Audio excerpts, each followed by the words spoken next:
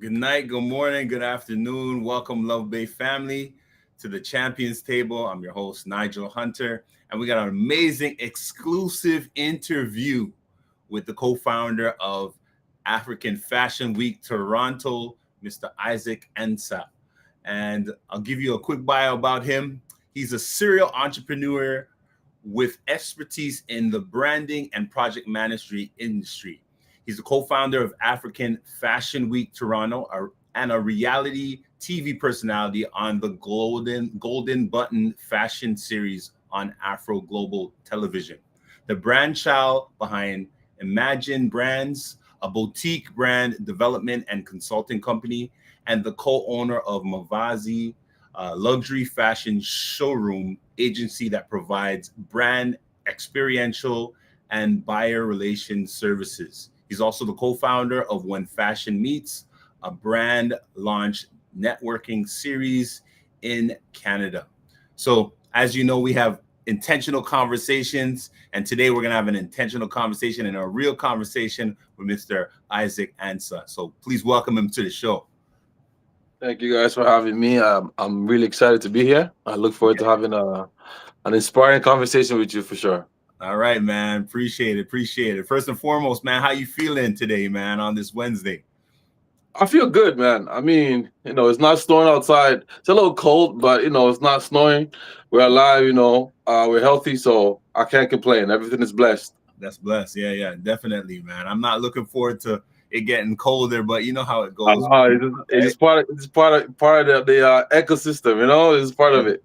Exactly, man. Yeah. So I'm gonna start off with asking, man, who is Isaac Ansah, man? Tell us who you are, man. Like you read before, I'm a serial entrepreneur. I'm a man that has believe in many different things. I don't think that just streamlining to just one particular thing is the way to go. That's just me. Yeah. Uh, I believe in community, in building a community. I believe in creating platforms for people to excel in it, especially within the Black community. Yeah. Um, you know, um, like everybody else, I went to university, in Canada. I've been living here for a long time. I work corporate before. That was how I started off, corporate business for a long time. And I guess when I got to a point where I wanted to kind of like do my own thing, control my own destiny, I, branched into, entrepreneurship and, I've been doing entrepreneurship since I was in high school, really, but I went really, really full time in it. And I think it's been great for me so far. And I'm happy to inspire other people coming up, to do the same Yeah. or do better than me. That's dope, man. That's dope. So let me ask you this: between these three, travel, family time, or reading, which one would you choose? I love my family, so I'll say family time first. Okay. Okay. So you want Travel second. yeah. Reading is great, but unfortunately, with these questions, it's gonna be number three. Okay, awesome. So family time, travel, and then read. Okay, awesome, awesome. Is for those serial entrepreneurs, because you use the term serial entrepreneur, where did that passion come from, man? It's honestly like it's my family. Like my dad is a serial entrepreneur. He has many different things going on for himself, and I grew up in a household where that was just the norm. You know what I mean? So growing up, high school around grade 10, I had my first business as a Great. fashion brand owner in grade 10. You know what I mean? So and I kept that spirit going. So it's really like just the environment that I grew up in. Most of the time we become product of our environment. So this is like I'm a typical example of that. Okay, no, nice, nice, nice. So how was that now leaving corporate world and taking that leap of faith out into, doing your own thing, man? How was It's that it's journey? Yeah, how was that journey? Yeah.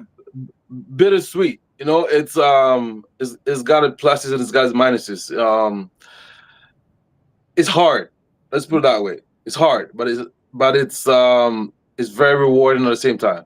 But it's Yeah. not for everybody. Like you know what I mean? Like you have to have that level of dedication, hard work, and perseverance, and just trying to overcome and being able to adapt. If you can adapt, within the system, within the environment, within your life, you probably cannot be an entrepreneur. So for me, like I said, these things come second nature to me Yeah. because I've been around it my whole life, right? I've seen my dad do it. Um, I gained interest in this very early in life. So I've been doing this for a very long time. So adaptability is like the key. I like to adapt, just times change. When I started doing business before, I'm not that old, but Yeah. social media wasn't the biggest thing at the time. You know what I mean? Right. So and then now we have social media, we have everything is like digital. So obviously you can reach people a lot easier and faster, but whereas easy access is also more competition because not everybody can enter the business domain and do exactly what you're doing. So what sets you apart is what are you presenting that's like unique or different from everybody else's. You know what I mean? So my advice to anyone that wants to go into entrepreneurship is just find something that makes you different from everybody else. Yeah. Don't be like everybody. Unique. You Yeah. can be inspired by other people, Right. right? And say, look, this person is doing this. I'm inspired by that. But put your own spin on it. Right. Make you know what I mean? Make it unique for yourself. That's what's up. That's what's up. So, what led to the birth of African Fashion Week Toronto, man? African Fashion Week Toronto started off. I mean, I'll go back a little bit. When I was in university, I was involved with an organization that put on fashion shows and culture shows and stuff like that. So I gained that love for that fashion part in terms of organizing events. I was already in the fashion scene. I already had a fashion line when I was in university. Right. But in terms of organizing events and stuff like that, I got into that when I was in university, and I really I thought I excelled in it and I loved it, so I wanted to continue that when I came out of school. And then also when I first came back, I went to University of Windsor anyways, by the way. So when I Nice. first came back to Toronto, I realized that the fashion scene for the Black community per se, or the Africans, wasn't really something to it wasn't really visible. You know what I mean? There was nothing to it. I see Toronto Fashion Week happening and all these other major fashion events happening, and I don't really see a lot of our people. I'll see a runway show of like maybe 150 models, and they'll probably have like two or three models of our people in it. You know what I mean? Yeah. So for me, it was just something like that. It's just those examples what kind of inspired me to say, you know what, let's get this going.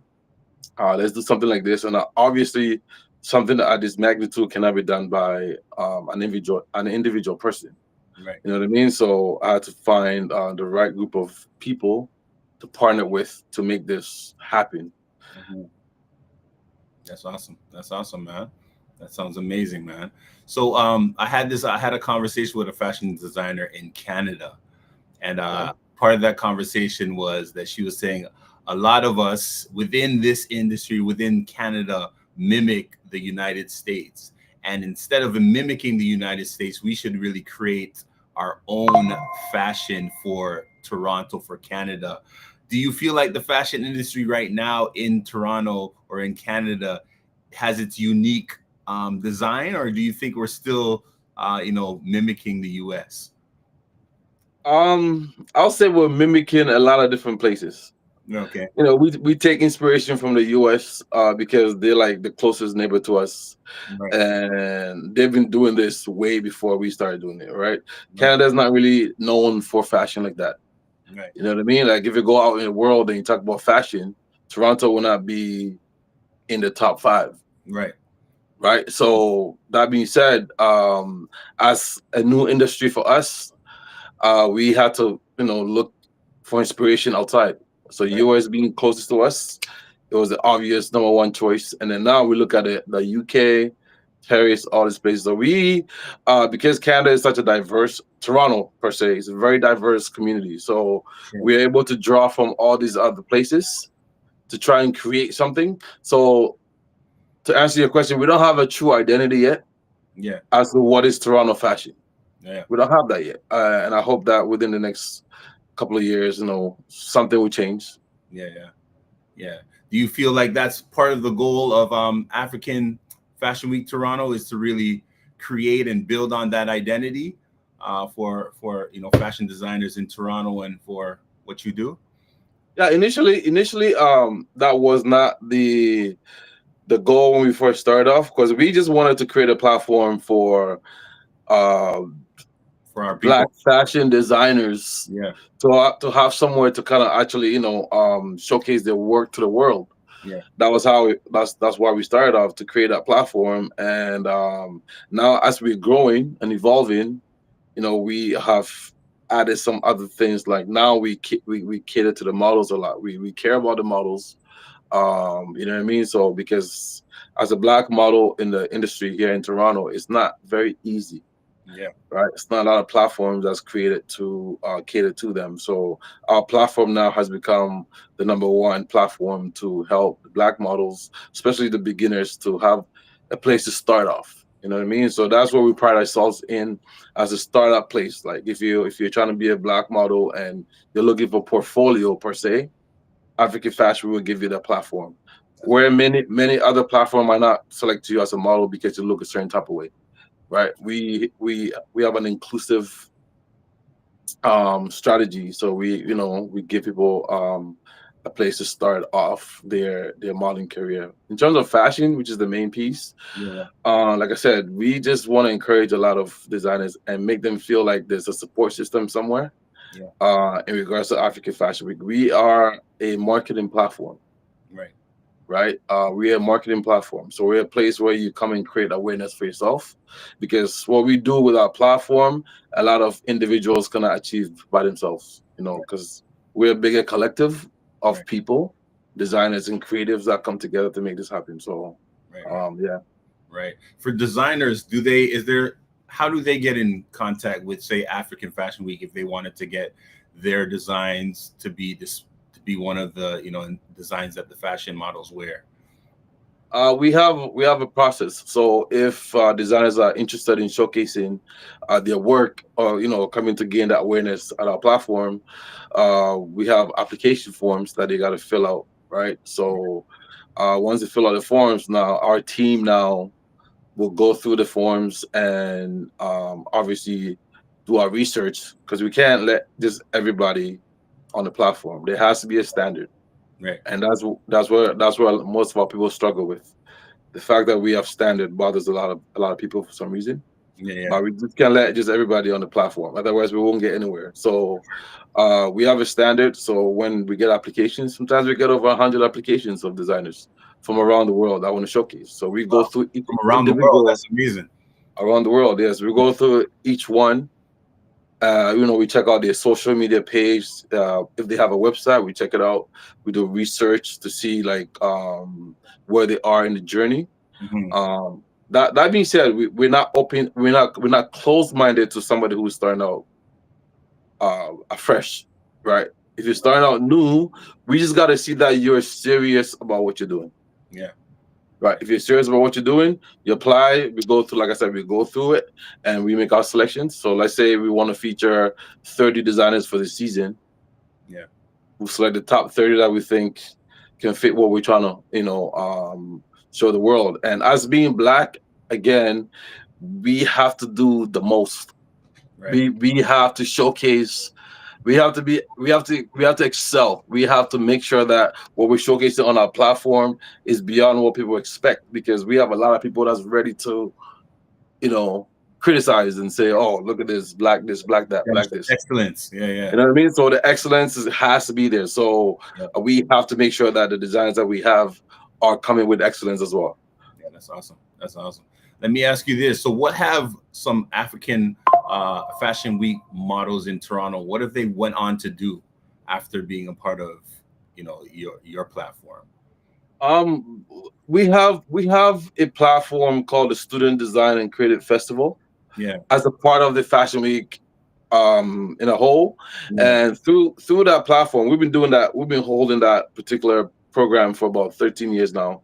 Right. And that platform alone has created a lot of entrepreneurs in the community.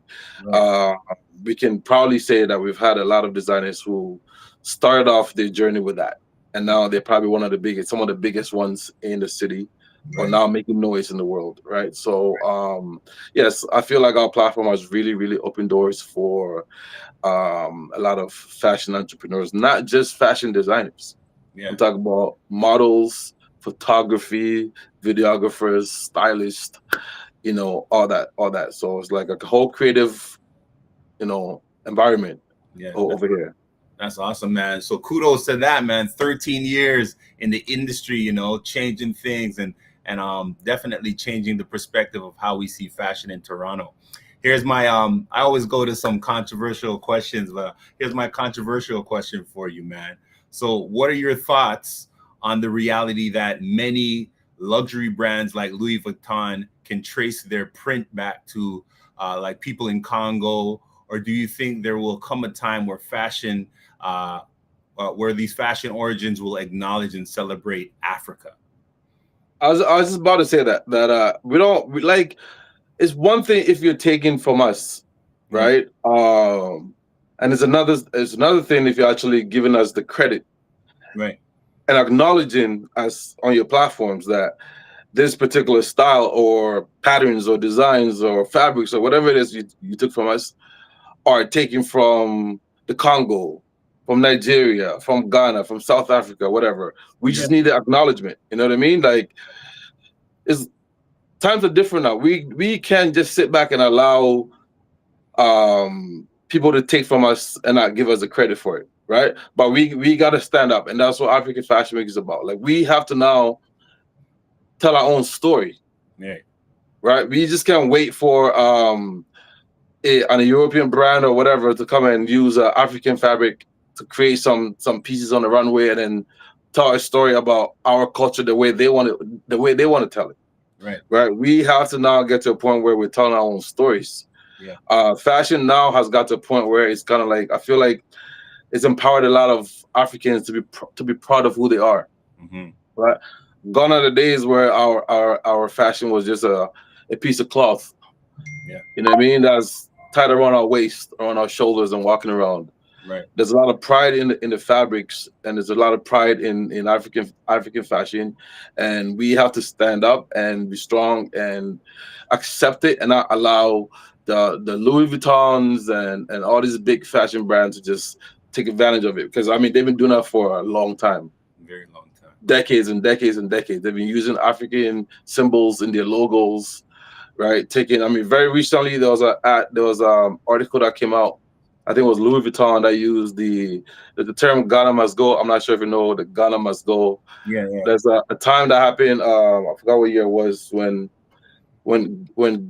Ghanaians were being kicked out of Nigeria for whatever issues that was going on, and there was a certain fabric bag that we were using to travel back to Ghana, and it became a big thing. It's called Ghana must go bags. Right. People make fun of it. Right. It was funny to us as Black people, funny to Africans. Right. But then when Louis Vuitton used the same fabric, the same material to create a whole collection, they're charging thousands of dollars for it. Some of our people are jumping on it. And no recognition. No recognition. No, zero recognition. But then we are accepting it. See people trying to buy that. How you buying something like that for like $5,000 when we've been doing this? It's been part of our culture for like a long time, right? And it was being ignored. You know what I mean? So we have to now get to a point where we are accepting who we are and being proud of what we own and what belongs to us, and actually live it. Right. Let it be seen. Right. Don't hide. You know what I mean? So I feel like that's where we are right now. We don't mind them copying from us, but just acknowledge us. Yeah, for sure. So let me ask you this, man. Here we go. So where do you think is the fashion capital of Africa? What country in Africa do you think would be the fashion capital? I know in the Western world they say Paris, right? But in Africa, because I was privileged to go to Africa, and there's so much fashion in Africa. Which part have you been to? I've been to Zambia, just Zambia. I hope. Okay. But I think there's a couple of places that I would consider to be the fashion capital. But what about you, man? Where do you think is the fashion capital of the continent? Are we looking for just one country or a couple of them? Doesn't have to be one country. because there are some countries who are really, really making noise in the fashion scene in Africa. Like, Yeah. You can't overlook Nigeria, Yeah.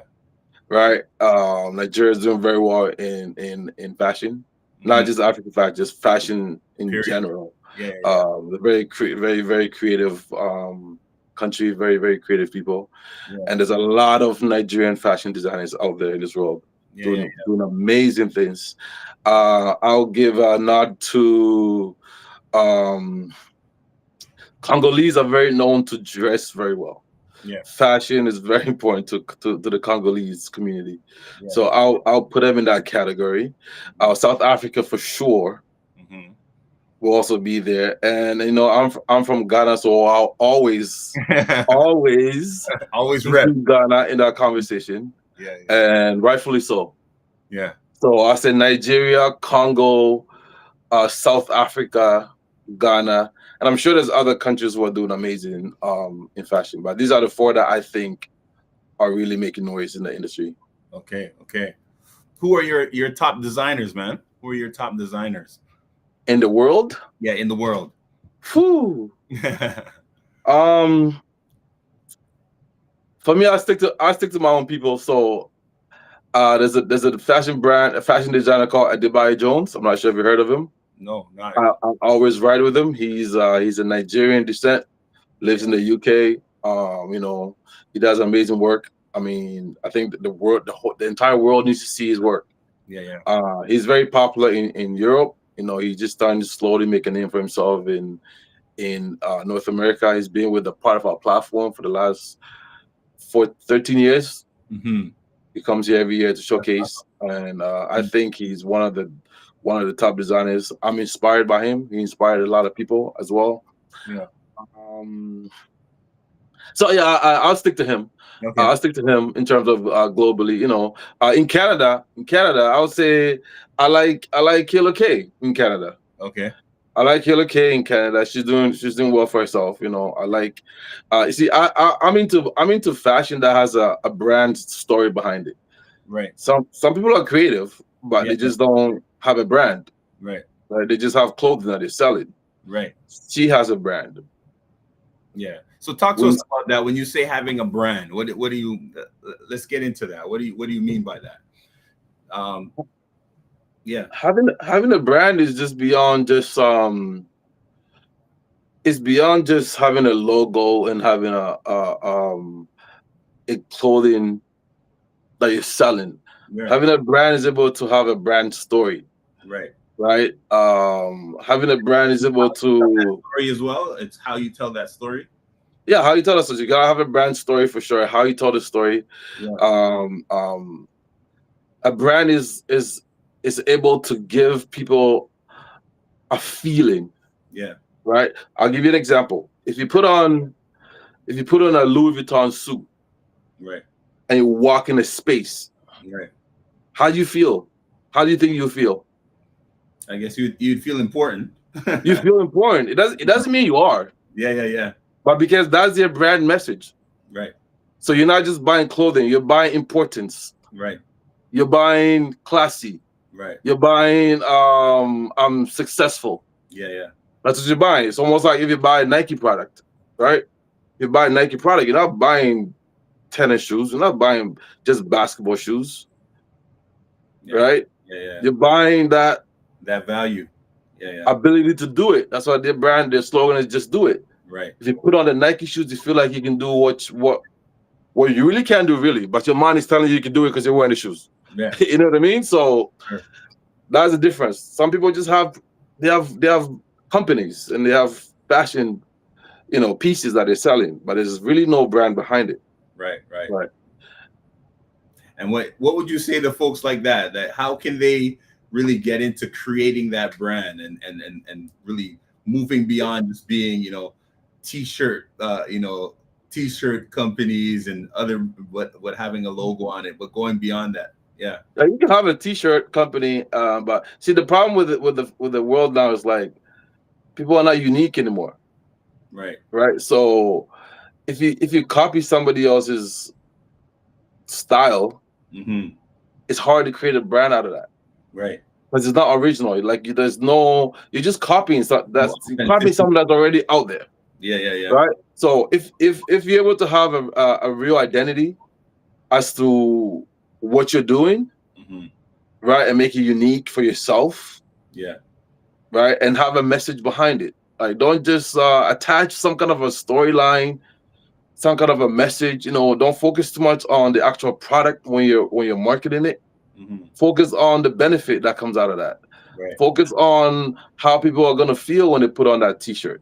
Focus on like stuff like that. You know what I mean. So for people who just have products, I'll tell them like focus, have a brand story. If you don't know how to do that, you gotta connect with brand managers that can help you do that. Like myself, I own a brand management company, so as a shout out to my company. If you Yeah. need help in creating a brand for yourself and not just products, Yeah. you come see us and we'll make it happen for you. But yeah, it's very, very, very important that our people, and that's one thing I was going to say is like, I find our community don't take branding seriously, Mm. right? Yeah. Because we're very gifted. God blessed us with creativity, Yeah. right? So we're able to just create some amazing, I know people that create some amazing fashion pieces, Yeah. but just don't have no brand behind it. So it just doesn't go anywhere. You know what I Right. mean? It's Right. one thing if you're selling your fashion line to your friends and your family members. Hmm. They're just buying it out of pity, out of love, just to support you. Yeah. You know what I mean? But you don't really have a real brand until you can go to some remote place and see somebody wearing wearing a piece of your, you know what I mean? So it's like branding is very important. I think everybody should take it seriously. And again, it's beyond just the logo. Yeah. A lot of people think because I have a brand, I have a logo, I have a brand. It's not that. The logo is just an identity Right. of the actual product. Yeah. Yeah. Yeah. You know what I mean? But we have to create a brand. It Hmm. takes time. Your It takes identity. time. Yeah, is your brand is your identity. That's what's up. That's what's up. Do you think we'll ever get to a place, and I'm hoping we do, where we are more we are on a larger scale when it comes to shoes, man. I'm a shoe connoisseur, and Okay, you sure got it. I'm a shoe guy, and I'm looking for the day that will come very soon that we'll have a lot more shoe designers and shoe companies that are black owned and Uh-huh. black. I mean, I'm looking for that. Do you think we'll ever get to that place, man? In the fashion industry where we're up there with the I, I, Nike thi- I, and the I Adidas. think we could. Yeah, I think we could. It just we need the problem with our industry is there's no money in it. There's no investments. You know what I mean? There's no money being poured in it. Like some of these brands out there that have doing all these big things, they have millions of dollars to invest in whatever they're doing. It right. takes money to do that. Think about it. Shoes, for example. Yeah, Shoes require so much more work because how many sizes are there? right. Right? You can't just create a shoe brand and just say I have size sevens and that's it. Yeah, yeah, yeah. Right? You gotta do 5, 6, 7, 8, 9, 10, 11, 12, 13. Right. Right? And it's like of the same thing. That takes a lot of money to do that. Right. Right? You gotta have the right resources to make that happen. But I believe that because we love shoes. All of us love shoes. So I feel like it's something that will eventually work, but we need to have the resources. We need the banks. We need the funding organizations to be more willing to fund us. Right. Right. A lot of times, as Black people, is unfortunate, but we have difficulties accessing these funding. Right. Yeah. Sometimes we see, okay, there's funding available for entrepreneurs and this and this and that, but then there's so much bureaucracy behind it that we are not able to access it. You know what I Right. mean? There's a red tape. So once we get to a point where like there could be a lot of funding available for us Right. to help us, and a lot of um, um, people who are knowledgeable in those industries to also lead the way for us. You know what I mean? A lot of times I feel like we just like to do stuff without seeking help, Yeah. professional help, or the proper training or education for it. Yeah. Right. So we got to get to that point of like, if we want to do something, we got to seek the proper help, proper, people that have been there and done that. We got to go seek them, intern for somebody first, Right. even that. Be a volunteer, right? If you know that I own a fashion brand and you're trying to get into that industry and you have no idea what to do, the best thing to do for me anyways is come to me and say, hey, can I work for you for like the next 6 months? Right. I'm not saying without pay, but like you should be willing to do that. I've volunteered my life with a lot of different places. Right. You know what I mean? Because I needed to learn. Right. Right. So I think that we gotta take volunteering and like internships and stuff like that very, very serious. Yeah. Yeah. Right. So I think but yeah, That's that wisdom. being said, I think the shoe thing could be a thing. It could be a thing. We just need investors. We need investors to come out and help us. Yeah. Yeah. So let me ask you this, man. When it comes to brand ambassadors and like influencers who uh, will link to a certain brand, do you think that's an effective way to get your clothing line or your things out there, like brand ambassadorship? Yeah. Right now it's looking like it because I mean, and then that depends on the right person. Right. Because a lot of times, like, there's a lot of influencers or brand ambassadors who are out there. And then, to be honest with you, like, you may go on their page and they may have like 500,000 followers, Right. right? But I mean, you gotta do your homework. You gotta do like, what is their engagement like, Right. right? Right. You can have 500,000 followers, and then when you post something, it's only like 100 likes or 10 comments. Even viewership, maybe like 1,000 views. Right. That doesn't make sense. Right. So before we dive into that, that's the engagement piece. Yeah, the engagement piece is everything. Yeah. It doesn't matter if you have 1 million followers. Yeah. If you don't have the engagement, it doesn't matter. Right. So we need to take our time instead of getting caught up with, like, once we see an influencer message you, hey, I want to post your product on my channel or whatever. Yeah. For this amount of money, and you jump into it just because of the following. Right. Sometimes just watching the followership is not enough, right? We have to look beyond that. Okay. That's what's up. But it's definitely like, it's a way to go nowadays. It's a way to go nowadays. Yeah. Influencers are doing a lot of work, a lot of great work. Yeah.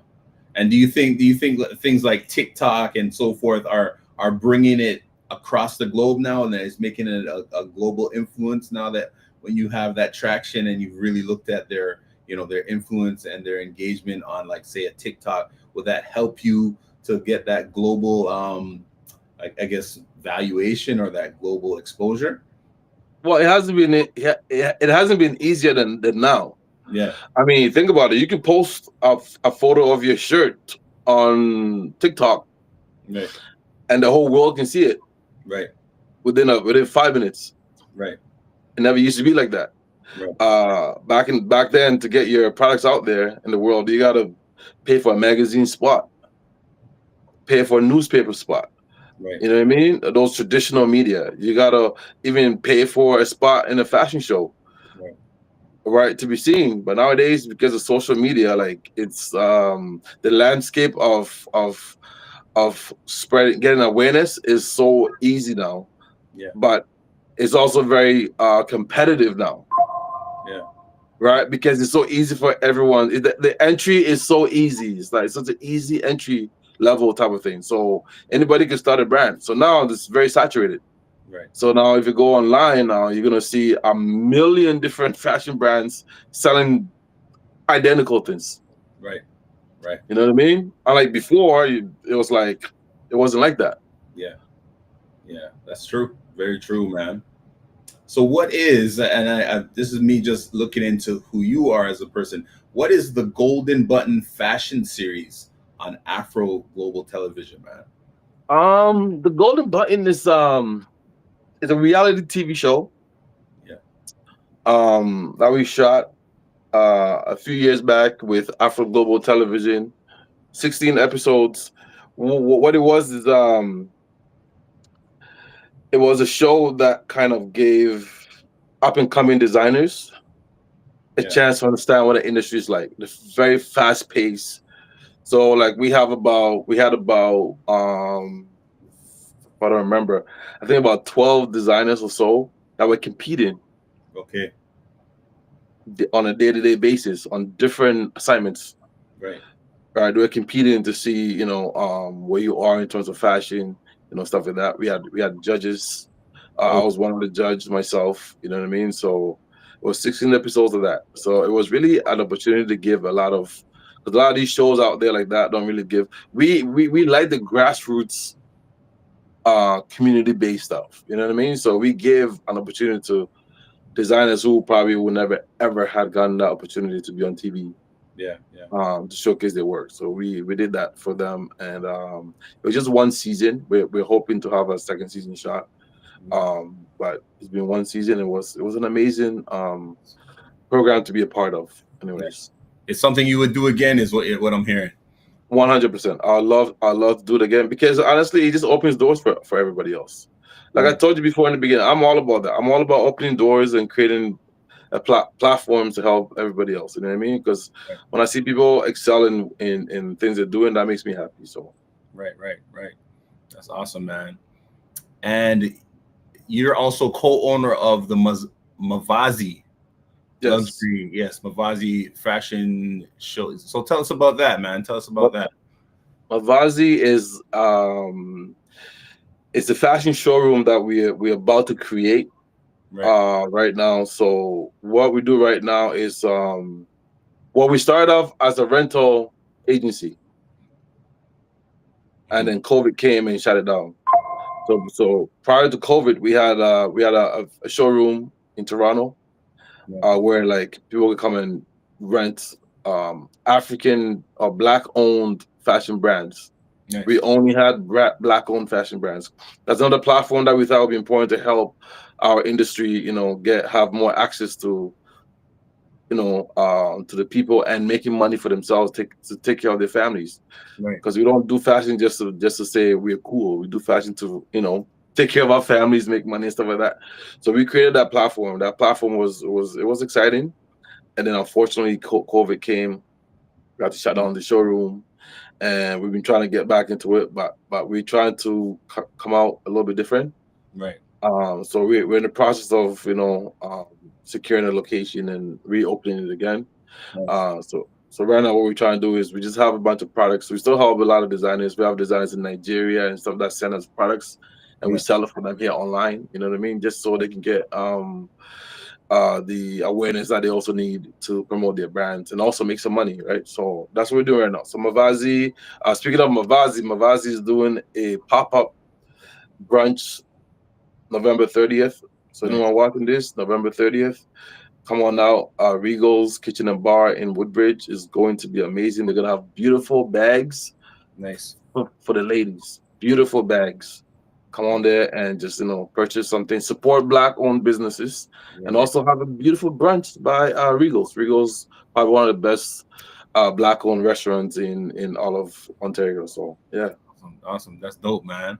Come out and get your real luxury bag. Come on out. You don't need a Gucci and Louis Vuitton. You don't need that. No, those times are over, man. Come on. Yeah. What's up? That's what's up, man. So what does the future of African Fashion Week Toronto look like, man? What are we looking forward to? Because 13 years in the industry, you've done a lot and you've really opened doors for so many people, man.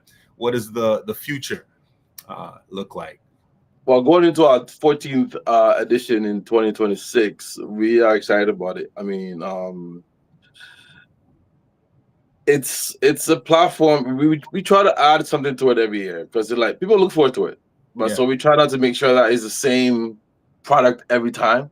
Yeah. Right. There has to be some elements that's like new or kind of, edited a little bit, change around to give the excitement. We just pride ourselves in just creating awareness for brands, especially within our community, especially the new ones. Right. We just like we put together I'm proud to say that we put together an amazing platform. Yeah. Right. That can compete with any major fashion event in Canada. Yeah. Right. We have the media attention that it deserves, and we feel like our people need that. So, we have a bigger goal, to be honest with you. We have a bigger goal in the future. We want to have the first like black owned mall. Yeah. And feature all these brands that have their own stores, because it's unfortunate you go to a place like Yorkdale, Square One, you don't see our people there. Yeah, no. Right, you don't see our people there. The only ones I've seen that's been in those malls probably Killer Kid, the same brand I mentioned, amazing brand, based out of Toronto, Brampton. Yeah. She's the only one I've seen that's working with the Bay, but the Bay shut down now, so she's being a whole Renfrew, stuff like that. But we need more visibility, right? So we feel like in the future, we're trying to build up to that where we can actually have something built. Yeah. That's going to feature our people and work with them. Yeah. Because our working with our people is a little different. People have to understand that it's not a cupcake working with our people. It requires a little bit of TLC, a little bit of taking a blind eye to certain things, making certain adjustments. To everybody has a special situation and circumstances. Even us doing African Fashion Week, honestly, every designer is treated very differently. Yeah. Like, every designer has their own circumstances. Either the fee is too expensive for some, and sometimes rightfully so, right? So we have to make an adjustment in how to help them become a part of it. We put on some designers for free because it's just what it is. They needed that help, and we thought we could help them, and so we do that. Right. So we understand our people more than anybody else. Right. So I feel like we're the right people to put on such platforms to help them excel. Dope. That's awesome, man. Let me ask you this, man. Are there some brands that we should look out for, like future brands that are coming up that we should keep our eyes on out there, so that folks know, yo, this is an up and coming brand. Get it now before it's something that everybody's jumping on. Well, I own a brand myself. I'm gonna plug that. I own a brand called Ambition. Yeah. I'm a very ambitious person, so that fits me, who I am. It's ambition. I feel like that's what you're wearing right now. No, right now I'm wearing African Fashion Week's merch. Okay, dope. Right, it's African Fashion merch, AFWT. Right, so, but I have a brand called Ambition. Yeah. It's a lifestyle, urban streetwear brand. Dope. Very well done. Again, we're also going to be at that same pop-up that I was talking to you about before on November 30th. We're going to be selling a lot of beautiful, beautiful stuff. Anyone that's seen the Ambition brand knows that we put a lot of pride in that. We're all about excellence. Yeah. Right. So come out November 30th. Be a part of the Ambition brand. We are on Instagram, Ambition branded. Yeah. Ambition _ branded. Yeah. So yes. Ambition _ branded. _branded. Check us out. We have some beautiful stuff that I think that the whole world needs to know about, especially those in Toronto. Need to know about that. So yes, that's November 30th. Do come out, be a part of it. Amazing things to purchase, amazing vibe, networking opportunity. Brunch is beautiful. Beautiful venue. Regal's Kitchen and Bar. Make sure you're there. We start at 11. Anyway, so I'm trying to plug in. We start at 11 a.m. and we go to 4. Okay, awesome. Yes. You heard that first, man. November 30th at the Regal. Man. Come out. Regal's in Woodbridge. Woodbridge, Regals. Yeah. Come out there and just have a good time. Bring everybody, the whole squad. Come on out. Yeah. Buy some product. Come support Black-owned businesses. Straight up. Yes. Anybody in the GTHA area and beyond, man, come on out, support, see what's going on. Right. That's right. That's what's up, man. Yo, man, definitely, man. We thank you, Isaac, man, and so for being here, and sharing your wisdom with those out there to really build African fashion, not even African fashion, in the city and fashion in Canada and fashion globally. We influence and really built, organizations and designers to really, step up their game to compete against, the other industries, the other designers out there, so that they can really be, designers of excellence, as you said. Sure. So we appreciate that, man. There's something that we say on the Champions Table every time is men talk, women talk, but the truth can't lie, and the truth will set you free. That's our statement that we usually say. So thank you for being, real and open and honest with us, man. And once again, folks, if you are in the area, November 30th, come out to the Regal and get some new fashion in your wardrobe, some good fashion bags and some awesome ambition clothing line, man. Come out and get it, man. It's going to be an amazing event. But we thank you once again, Love Bay Radio, and those viewers who have tuned in. We'll be back on tomorrow at 12 p.m. as well. We will air this episode so that you can see it again. All right. So peace out, everyone. Thank you for watching. Thank you for having me. Yeah, man. All right, man. Peace out. God bless. All right. Yeah.